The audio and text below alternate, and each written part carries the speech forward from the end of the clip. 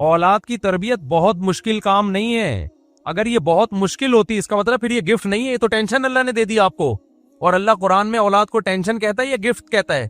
बोलो ना, गिफ्ट। यह बोली मैं यशा ओ इनासा, अल्लाह कहते हैं जिसको चाहता हूं बेटियां गिफ्ट देता हूं।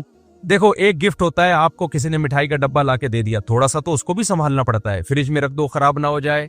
हर गिफ्ट को थोड़ा सा तो संभालना। ये जो बच्चे बिगड़ते हैं ना, उनके अक्सर बिगड़ते हैं जो थोड़ा सा भी नहीं संभाल रहे होते।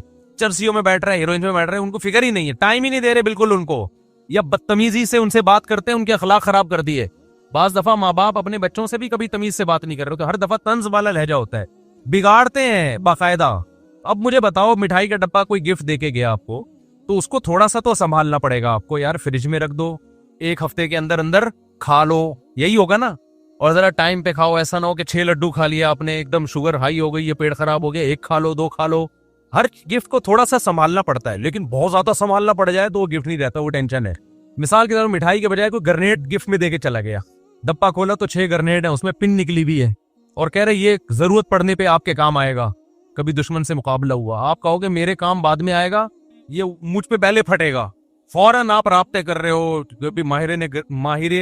माहिरीन ग्रेनेडी याद से। अबे भाई, ये फट ना जाए, कोई बच्चा ना उठा के फेंक दे यार, क्या करना है, ये गिफ्ट है, ये तो अजाब बना दिया मेरे लिए। मिसाल के तौर पर और आसान, एक साहब मुझे बकरी का बच्चा गिफ्ट देके चले गए। बकरी का बच्चा तो थोड़ा सा बड़ा हो चुका था, मोशन लगे हुए हैं उसको, मैं उसको खिला रहा हूँ, वो क्या होती है, ब्रुफ, वो नहीं होती यार, अबे वो मोशन की मशहूर दवा है, नाम फ्लेजिल, मैं उसको फ्लाइजिल खिला रहा हूँ, फिर एंटीबायोटिक खिला रहा हूँ, उसके दस्ती ठीक नहीं हो रहे, फिर 10 ठीक हुए तो पता चला लंगड़ा रहा है थोड़ा सा। फिर वो एक डॉक्टर को बुलाया, 2-4 दफा मैंने कहा भाई या तो किसी को गिफ्ट दे दे या इसको ज़बह करके खा जाओ। मैंने कहा अपने बच्चे पालना इतनी बड़ी टेंशन नहीं जितना ये। उस बेचारे की नीयत नहीं थी ऐसी, वो तो हमारे पास हो सकता है आके बीमार हो गया हो या पहले से बीमार हो, वल्लाहु आलम। लेकिन उस गिफ्ट को जो अब मैं उसके लिए ना मोटिवेशनल स्पीकर्स को सुन रहा हूँ कि एक्चुअली बच्चों बकरी के कैसे, मैं यूट्यूब पे सर्च भी कर रहा था कि बकरी के बच्चे को मोशन लगे तो क्या करना है।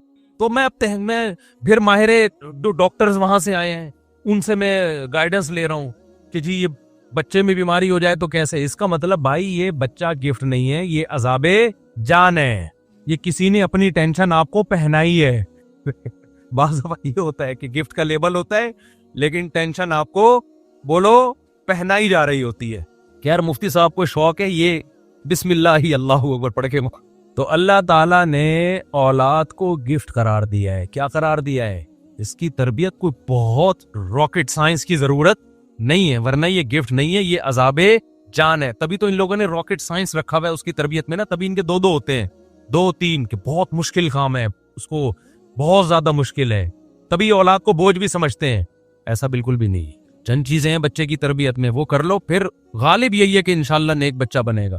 फिर भी बिगड़ जाए तो वो तो 100% तो भाई गारंटी किसी की भी नहीं होती। नूह अलैहिस्सलाम का बच्चा भी तो बिगड़ गया था ना। तो चंद चीजें हैं, वो चंद चीजें क्या है, बच्चे को बुरे माहौल में बैठने बोलो, अब बोल लो ना यार, उसकी दोस्तियां मत कर, और दोस्तियां ज्यादा खराब होती हैं स्कूलों में। बाज़ दफा अच्छे स्कूल में बच्चा बिगड़ो, याद रखो स्कूलों का सिस्टम ना होता ना तो सब नेक होते, ये तो मैं लिख के दे दूं आपको। स्कूल और कॉलेजेस अगर ना होते तो हम एजुकेशन हासिल करते ना करते, ठीक है एजुकेशन में भी, लेकिन नेक सब होते, ये जहन में रखना। हमारे स्कूलिंग सिस्टम और कॉलेज और यूनिवर्सिटियों का जो सिस्टम चल रहा है ना, वो सिस्टम नहीं है, वो सिस्टम है। तो बच्चों की तरबियत का मसला भी इतना ज्यादा उसको कॉम्प्लिकेटेड नहीं बनाए, वरना ये नेमत नहीं है, ये क्या, तभी तो इन सेकुलर लोगों के 2 दिन के एक्चुअली पालना बहुत मुश्किल। एक्चुअली सिर्फ बच्चे पैदा ही नहीं करने होते, एक्चुअली एक एक बच्चे को वो चाहिए, वो क्या कहते हैं, हमें तो वो भी नहीं पता क्या चाहिए इनको उतनी।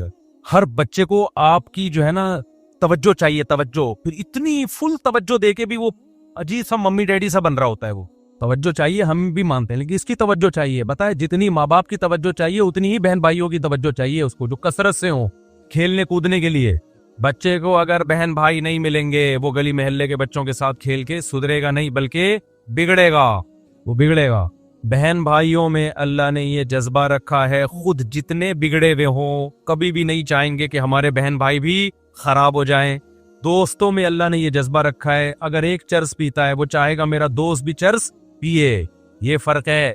और बच्चे को बच्चे तो चाहिए लाजमी, वरना वो मेंटली ग्रोथ नहीं कर पाएगा। अगर आप उसको बहन भाई नहीं देंगे आपस में खेल कूद के लिए, तो वो कहाँ दोस्तियां लगाएगा? वो महल्ले पड़ोसों में दोस्तियां लगाएगा, वो कजन भी खराब करते हैं, उनमें भी वो बात नहीं होती जो सगे बहन भाइयों में होती है। बाज दफा होमोसेक्सुअलिटी में कजन की वजह से लड़का मुब्तला हो जाता है, कजन खराब करता है अपने कजन को, क्योंकि महरम रिश्ता नहीं है। समझते हो कि नहीं समझते? फिर भी कजन बाहर से बहरहाल बेहतर होते हैं। कजन मैरिज क्यों जायज है? इसलिए कि नामहरम है वो। खुद लड़की अगर है तो उसको भी तो अपने कजन से बचाना होता है, बाज दफा वो उसको गलत इस्तेमाल कर सकता है। सबसे मुकद्दस रिश्ता है लड़के और बच्ची के लिए उसके बहन भाई, वही आपने शॉर्ट कर दिए। तो क्या बच्चे को बच्चे की जरूरत खत्म कर दोगे आप?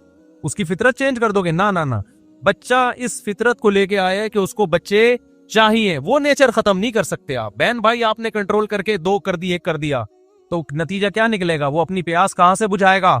अड़ोस पड़ोस के लौंडे लपाड़ों से, जिनमें एक भी खराब होगा तो आपके बच्चे को खराब करने की बोलो कोशिश करेगा वो। और आगे जो साइड इफेक्ट हैं बुढ़ापा में, जो बर्बादियां, ना बहुएं होंगी, ना दामाद होंगे, ना खानदानी बर्बाद, तो आप तन्हाइयां तन्हाइयां तन्हाइयां, बच्चे मारते पीटते भी एक दूसरे को, वो भी ठीक है उनके लिए, बर्दाश्त पैदा होती है। एक लोते को तो आप सारी उसकी चाहतें पूरी करोगे आप, तो लाड़ प्यार में बिगड़ेगा वो भाई। देखो, फौज को तैयार किया जाता है बॉर्डर पे लड़ने के लिए, तो फौजियों का मम्मी डैडी बनाया जाता है? ये ठुड्डे मारे जाते हैं। इससे मैं नहीं कह रहा कि अपने बच्चों को ठुड्डे मारो आप, क्योंकि आप कोई बॉर्डर पे लड़ने के लिए थोड़ी तैयार कर रहे हो उनको, लेकिन दुनिया में क्या हमेशा उसको फूल मिलेंगे? कांटे उसकी जिंदगी में कभी नहीं आएंगे। तो उन कांटों के लिए क्या ट्रेनिंग की है आपने? क्या दुनिया में कोई ऐसा शख्स जिसकी सारी चाहतें पूरी हो रही हो? बोलो ना।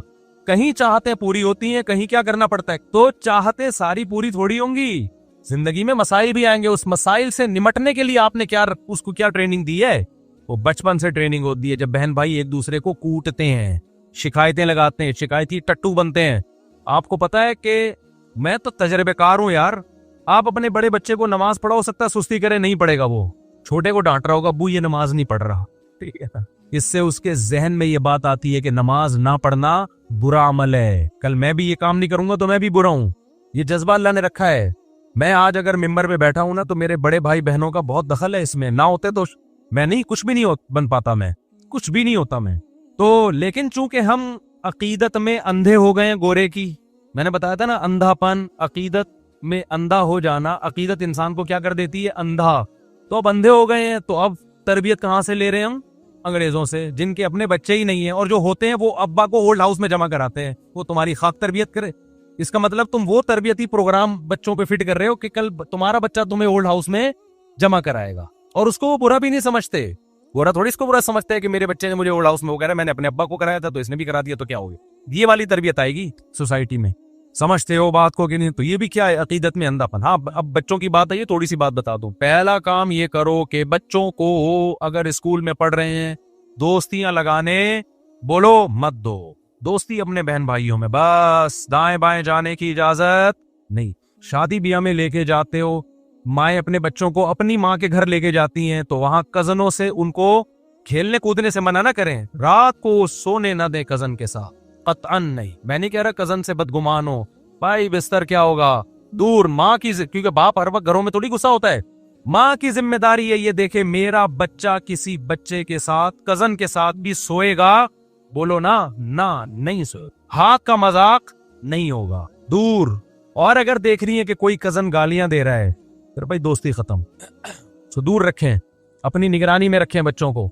एक काम तो ये करना है, मौलाना शेखुल हदीस मौलाना जकरिया रहमतुल्लाह अलैह फरमाते थे कि मेरा बच्चा नमाज में अगर शेखुल हदीस कहते हैं कि मेरे वाले साहब मेरी निगरानी करते थे, मैं नमाज में अगर किसी शख्स के साथ खड़ा हूं, जोहर की नमाज में, असर में भी अगर उसी के साथ खड़ा हुआ मिल गया, तो अब्बा पूछते थे ये तुम्हारा क्या लगता है? ये जोहर में भी इसके साथ थे और असर में भी इसके साथ, ये क्या लगता है? तो बच्चों के लिए दोस्तियां क्या है? बोलो खतरनाक। और ये जब तक नहीं रोक सकोगे जब तक अपने बहन भाई ज्यादा ना हो, वरना वो तन्हाई का शिकार हो जाएगा। दूसरा काम आपने क्या करना है, बच्चों से बात हमेशा तमीज से किया करो, बदतमीजी वाला लहजा इख्तियार बोलो ना। बच्चों को आप अखलाक सिखाना चाहते हो तो बद अखलाकी से बातचीत बच्चों के अखलाक को खराब कर देती है। बाज दफा बाप का ये स्टाइल होता है, बाज दफा माँ का ये स्टाइल होता है, अंधा है, नजर नहीं आ रहा, माँ ने कोई चीज मंगवाई ना, बेटा कंगा लेके आओ, अब वो नहीं मिल रहा उसको, ये पड़ा हुआ अंधा है, नजर नहीं आ रहा, तो आप भले उसको मौलाना तारिक जमील साहब के 2-2 घंटे के अखलाक पे बयाना सुनाओ, बच्चे के अखलाक ठीक होने वाले। बोलो वो सीख ही यही रहा है घर से। अंधा है, अबे भाई ये क्या स्टाइल है बात करने का? अल्लाह का शुक्र है मुझे नहीं याद पड़ता मैंने अपने बच्चों में से कभी किसी से इस स्टाइल में बात की हो। अंधा है, नजर नहीं आ रहा, वही अजीब सा जुमला है यार, तुम क्या क्या अखलाक सिखा रहे हो? इज्जत से बात करो, तमीज से बात करो, बेटा ये रखा हुआ देख लिया करो यार, थोड़ा हमारा भी टाइम बचाओ, अपना भी टाइम बचाओ। इस स्टाइल में बात करने में आपको क्या तकलीफ हो रही है? पहली बात, आपने खुद भी स्टाइल कहीं से सीखो, नहीं यारी बात मेरा ख्याल है। हर वक्त तंज, हर वक्त ताने, ये किसी काम का नहीं है, ये कुछ भी नहीं कर सकता, ये कर रहे होते हैं माँ बाप। वो कहते हैं मैं ये कह ही नहीं सकता कुछ, उसको इस पे फख्र महसूस होना, इस जिल्लत थोड़े दिन तक महसूस होती है, उसके बाद महसूस होना खत्म। उसको आराम मोहब्बत दो यार। हाँ, उसमें एक लिमिट होनी चाहिए। लाड प्यार में ऐसा ना हो कि लिमिट को क्रॉस करना शुरू कर दे। तभी हदीस में आता है ला तरफा अन्हुम असाक, लाठी घर में लटकनी चाहिए, रोब भी हो। तो बेटा असल तो यही है कि काइंडली बेटा ये ले आइए, पानी ले आइए, थोड़ा खिदमत भी लो उनसे। गधा नहीं बना के रखो, लेकिन उनसे खिदमत। घर में बैठे हुए हो, अपने बच्चों से बोलो बेटा पानी लेकर आओ। इतना ज्यादा उनको रिस्पेक्ट देना कि अपना बाप बना के रख लेना। इससे बच्चा क्या होगा? बिगड़ेगा। तमीज, अल्फाज तमीज क्यों? बेटा जरा पानी ले आओ, अबे पानी लाओ, ये स्टाइल होता है। ले तो फिर भी आएगा, खिदमत का जज्बा भी पैदा होगा, अखलाक की ऐसी की तैसी बगावत पैदा होगी उस। बेटा जाओ पानी लेकर आओ, शाबाश। ऐसे शाबाश का लफ्ज बोल दो आखिर में, काइंडली लगा दो। डिफेंस वाले काइंडली लगाएं, हम लोग शाबाश लगाते हैं क्योंकि अभी पुराने लोग हैं। तो समझते हो कि नहीं समझते? और उससे खिदमत लो, ये तो फर्ज है। माँ को चाहिए बाप की खिदमत ले, बाप को चाहिए बच्चों से किसकी खिदमत ले? माँ की। माँ खाना पका रही है, बाप को चाहिए बेटी को बोले बेटा तुम्हारी माँ कब से घंटे से किचन में खड़ी हुई है, तुम्हारा फर्ज बनता है। हो उल्टा रहा है, सही है ना? जब बाप खिदमत लेता है औलाद से तो माँ बोलती है अभी तो आके स्कूल से बैठे हैं, थके हुए हैं, आपने भी इनको बस हर वक्त। तो इससे बच्चे के दिल में बाप के खिलाफ बगावत के जज्बात पैदा होते हैं।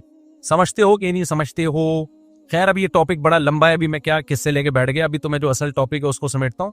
तो मतलब कि रॉकेट साइंस नहीं है, चंद चीजों का ख्याल करना पड़ता है। फिर भी बिगड़ जाए तो बिगड़ने दो, ऐसी की तैसी। क्या करें अब? यही थोड़ी कि पूरा दिमाग उसी पे खर्च कर दें। इसलिए मैं कहता हूँ इतने बच्चे पैदा करो, 2-4 स्पेयर में बिगड़ने के लिए भी रखो।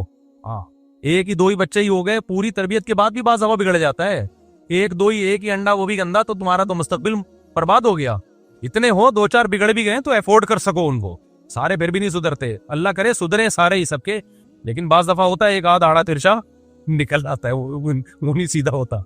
तो इतने हो दूसरे के, चलो यार एक बिगड़ भी गया तो चलेगा। खैर, बुढ़ापे में बहुत ही बुरे हालात होते हैं आदमी के घर में। आप अभी जवान हो, हट्टे कट्टे हो, खिला रहे हो, पिला रहे हो, तो सब कुछ सेट चल रहा है, ठीक है। फिर जब आप हो जाओगे बुढ़े और जब आप हो जाओगे रिटायर, तो फिर आपकी हैसियत घर में ये होगी कि खांसने के अलावा इस बुढ़े का कोई काम नहीं। पूछता है कहाँ आ रहे हो, कहाँ से जा रहे हो।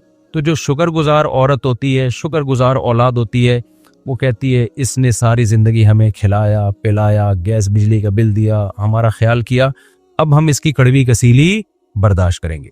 जो इज्जतदार औरतें होती हैं, और हैं अल्हम्दुलिल्लाह बहुत सी इज्जतदार भी हैं, खासतौर पे जो मेरा बयान सुन रही हैं, तो वो क्या करती हैं, जब बेटे और बाप का इख्तलाफ होता है तो वो बाप का साथ देती हैं, अपने शोहर का। वो कहती हैं भाई मेरे लिए ये बुढ़ा पहले है, ये मेरी जिंदगी में पहले आया है, मुझे शेल्टर इसने दिया है, मैंने तुम्हें जो इज्जत के साथ पाला तो किसके शेल्टर की वजह से? इसकी वजह से। लिहाजा बेटा मैं इसका साथ दूंगी, मैं तुम्हारा साथ बोलो नहीं। ये गैरतमंद औरतें होती हैं कि भाई मैं ये मेरे लिए पहले है, औलाद बाद में है। ये क्या कहलाती हैं? गैरतमंद औरत। और जो गैरत लेस खवातीन होती हैं, उसको जब नचोड़ लिया सारी जिंदगी, अब वो किसी काम का नहीं है, तो बेटों के साथ मिलके बाप को औलाद शोहर को सताती हैं। हर वक्त शोहर बेटों के सामने शोहर की बुराई कि तुम्हारे बाप ने तो ये नहीं किया, तुम्हारे बाप ने तो यूं नहीं किया, तुम्हारे बाप ने तो, मैंने तो सिसकियां ले जिंदगी गुजारी है, ऐसी रोती हैं, हाय मैंने तो ये। तो भाई जब आपको आप तलाक ले लेती ना उस वक्त, इससे भाई मैं तलाक लेके क्या करती, मैं जालिम आदमी से छुटकारा, मैं कहाँ जाती, तो ये उसका हेडेक थोड़ी है, ये तो आपका हेडेक है ना, आप चली जाती तलाक लेके।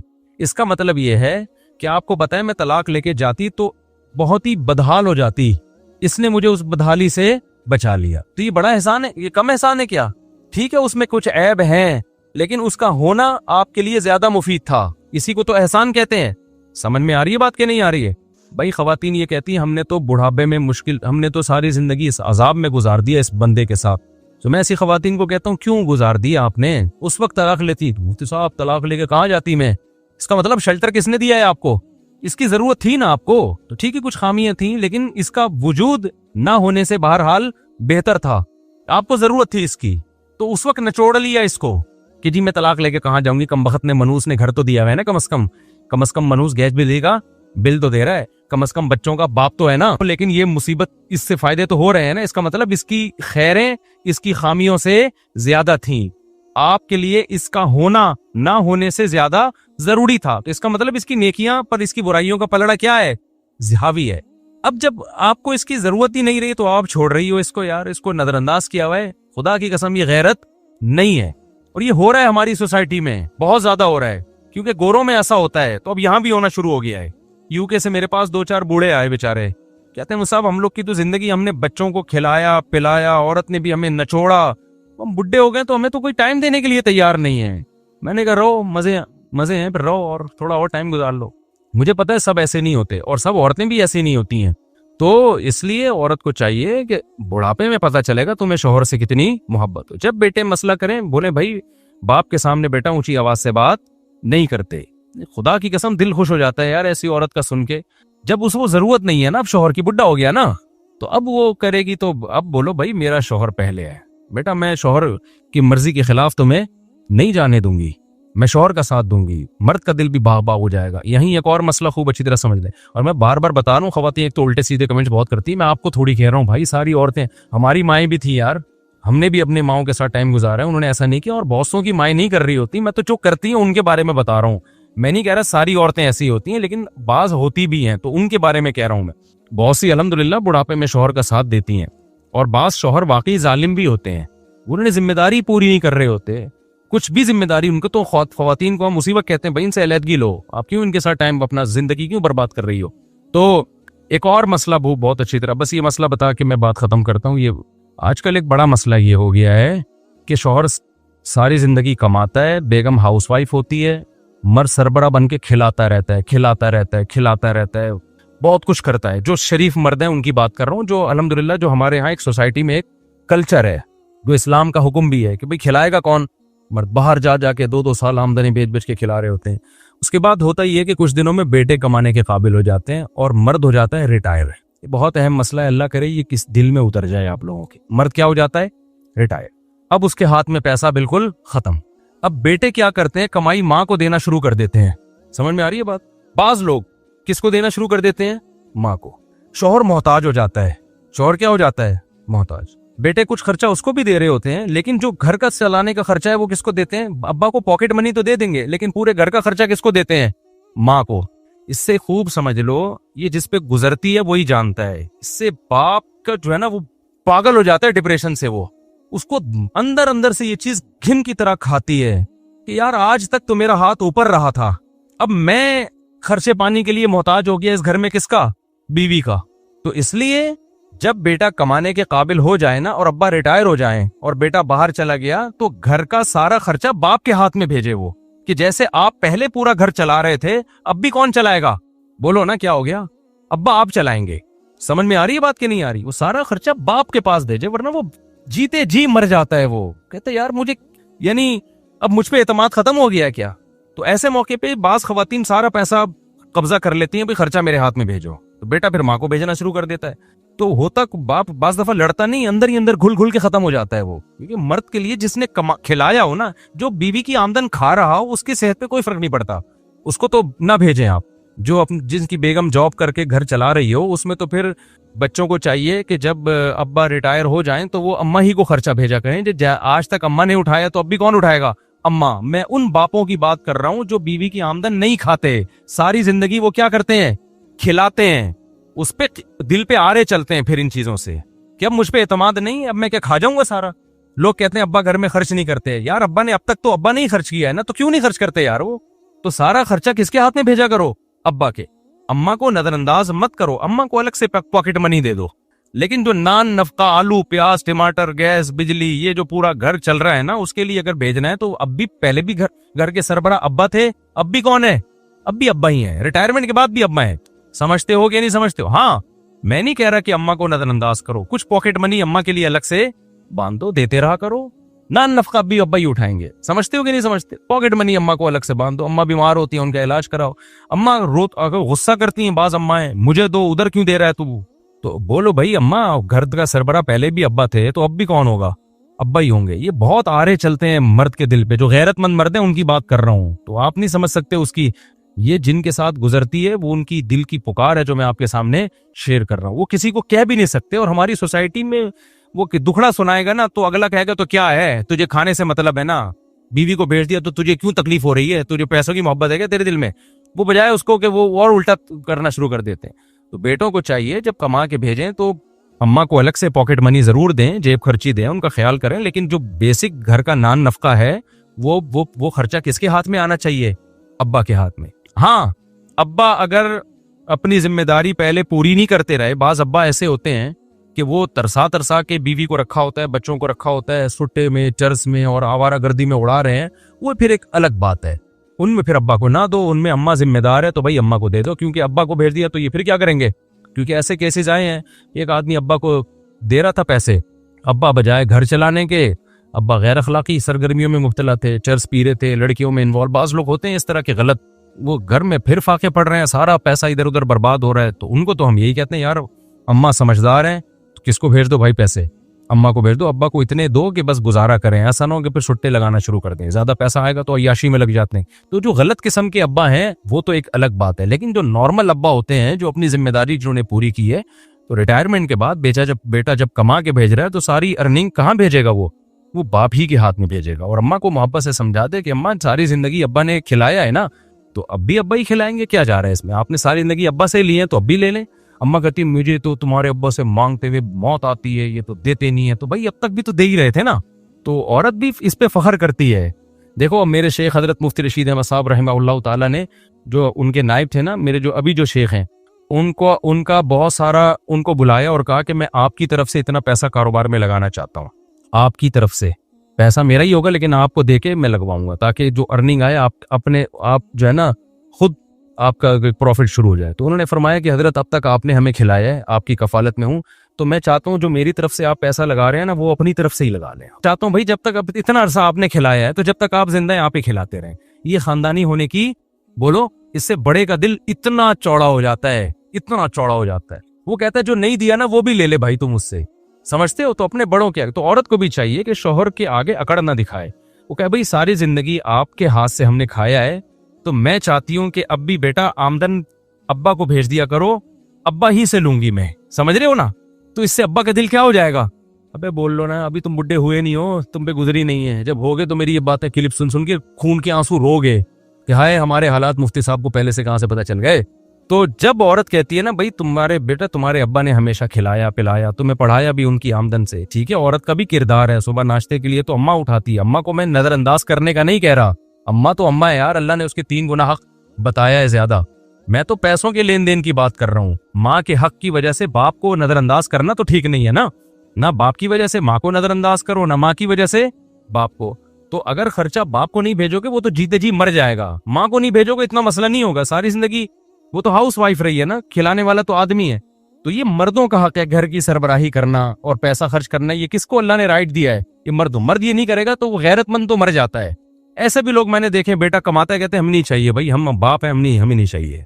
उनको लगता है कि बेटा शायद एहसान समझ रहा है पैसा देने पे, तो कहते हैं नहीं भाई हमें नहीं चाहिए, क्योंकि वो गैरतमंद होते हैं। उनको जरा सा दिल में वहम भी आ जाए ना कि बेटा एहसान समझ के दे रहा है, कहते तो हमारा बाप थोड़ी है, तो हमारी क्या है औलाद है, जा।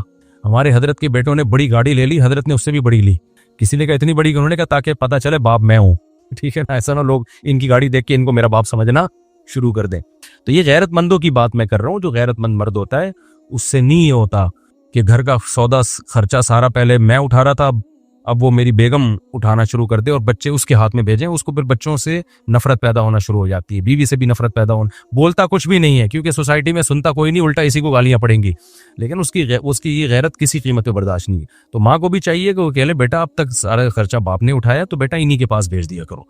लेकिन ये जब माँ को शौहर पे एतमाद हो और शौहर को बीवी पे और बच्चों पे, जहाँ एतमाद ही नहीं है, सब चोरी लूट खसूट में ही लगे रहे, फिर वहां जैसे चलता है चलने दो। ये खानदानी लोगों की बात कर रहा हूँ, घटिया लोगों की बात नहीं कर रहा।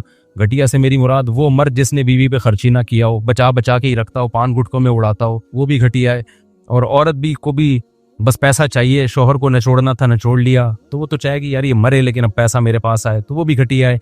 और जो बच्चा है वो कह रहा है कि यार अब्बा ने हमें पैदा करके पाल पोस के बस गुजार लेना अपनी जिंदगी, कभी पान गुटके के पैसे दे देंगे, खर्चा भेजने की जरूरत क्या, कमाओ खाओ, तो भी घटिया है। तो वो जो जिसके